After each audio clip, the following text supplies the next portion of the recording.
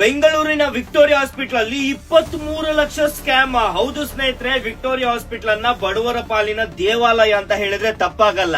ಅಂತ ಜಾಗದಲ್ಲಿ ಬಡವರ ದುಡ್ಡನ್ನ ಲೂಟಿ ಮಾಡೋ ಇಂತ ಕಚ್ಚಡ ನನ್ನ ಮಕ್ಕಳನ್ನ ಏನ್ ಹೇಳ್ಬೇಕು?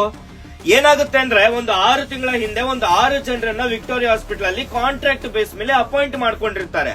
ಇವ್ರೇನ್ ಮಾಡ್ತಾರೆ, ಈಗ ಪೇಷಂಟ್ ಗಳು OPD ಬುಕ್ ಅಂತಾನೋ ಇಲ್ಲ ಟ್ಯಾಬ್ಲೆಟ್ಸ್ ಅಂತಾನೋ ಅದೇನ್ QR ಕೋಡ್ ನ ಸ್ಕ್ಯಾನ್ ಮಾಡಿ ಪೇ ಮಾಡ್ತಾರಲ್ಲ, ಆ ಗವರ್ನಮೆಂಟ್ ನ QR ಕೋಡ್ ನ ಬದಲಾಗಿ ಅವರ ಪರ್ಸನಲ್ QR ಕೋಡ್ ಇಟ್ಟು 23 ಲಕ್ಷ ಸ್ಕ್ಯಾಮ್ ಮಾಡಿದ್ದಾರೆ.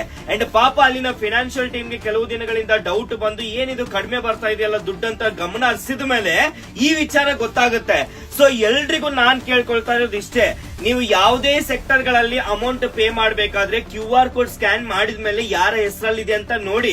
ಅದು ಗವರ್ಮೆಂಟ್ ಹೆಸರಿದ್ರೆ ಓಕೆ, ಅದನ್ನ ಬಿಟ್ಟು ಈ ಸುನಿಲ, ಅನಿಲ ಇಲ್ಲ ರಾಜ್ಕುಮಾರ್ ಏನೋ ಪರ್ಸನಲ್ ಹೆಸರುಗಳಿದ್ರೆ ದಯವಿಟ್ಟು ಕ್ವಶನ್ ಮಾಡಿ ಬಿಡಬೇಡಿ.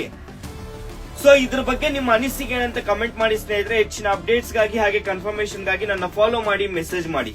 ಧನ್ಯವಾದಗಳು.